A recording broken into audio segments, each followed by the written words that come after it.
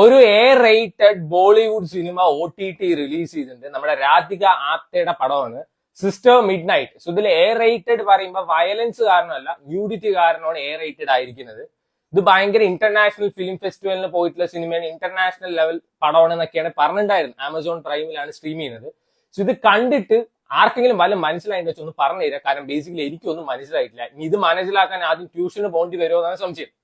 So ഇത് കണ്ടപ്പോൾ എനിക്ക് മനസ്സിലായ കുറച്ച് കാര്യങ്ങളുണ്ട്.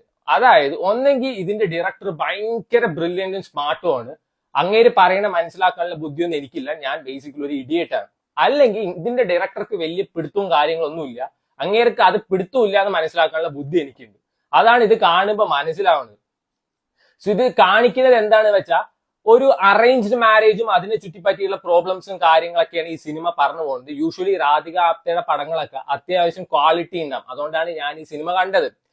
ഇപ്പൊ നമ്മൾ പറയില്ലേ, ഒന്നെങ്കിൽ നമ്മൾ ഇതിന്റെ ഡയറക്ടറിന്റെ ലെവലിലോട്ട് പോകണം, അല്ലെങ്കിൽ ഡയറക്ടർ ഇറങ്ങി സാധാരണക്കാരന്റെ ലെവലിലോട്ട് വരണം. പ്രാക്ടിക്കലി രണ്ടും പോസിബിൾ അല്ല. അത് തന്നെയാണ് ഈ സിനിമയുടെ പ്രശ്നവും.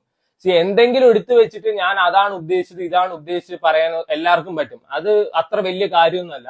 സാധാരണക്കാർക്ക് മനസ്സിലാവുന്ന രീതിയിൽ പടം എടുക്കണം, അതാണ് ഏറ്റവും ബുദ്ധിമുട്ട്. നമ്മുടെ ദിവ്യപ്രഭയും കനിക്കൂസത്തൊക്കെ അഭിനയിച്ച ഓൾ വി ഇമാജിൻ ആസ് ലൈറ്റിൽ കാണിക്കുന്ന ഒരു സീനില്ലേ, അതേപോലെ ഇതിലൊരു സീൻ ഉണ്ട്.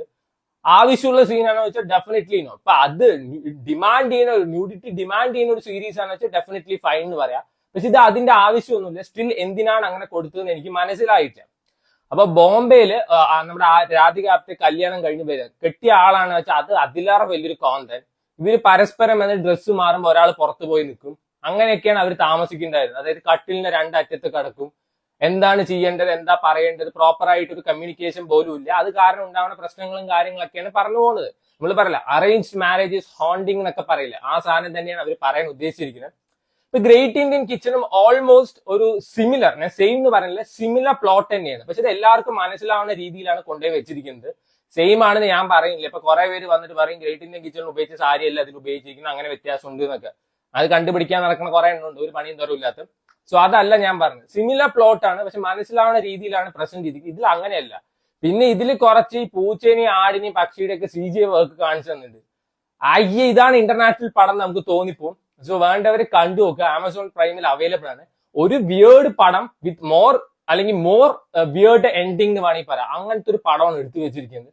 യൂഷ്വലി രാധിക ആപ്തയുടെ പെർഫോമൻസും കാര്യങ്ങളൊക്കെ അടിപൊളി തന്നെയായിരുന്നു. അവസാന അരമണിക്കൂറൊക്കെ ആകുമ്പോൾ എന്താണ് ഇവർ ഉദ്ദേശിക്കുന്നതെന്ന് എനിക്ക് മനസ്സിലാകുന്നില്ല. ഈ കൊച്ചു ബോധം കെട്ട് വീണ് കാണാ, ഒരു മോപ്പ് എടുത്തിട്ട് രാത്രി ഇറങ്ങി നടക്കണ കാണാ.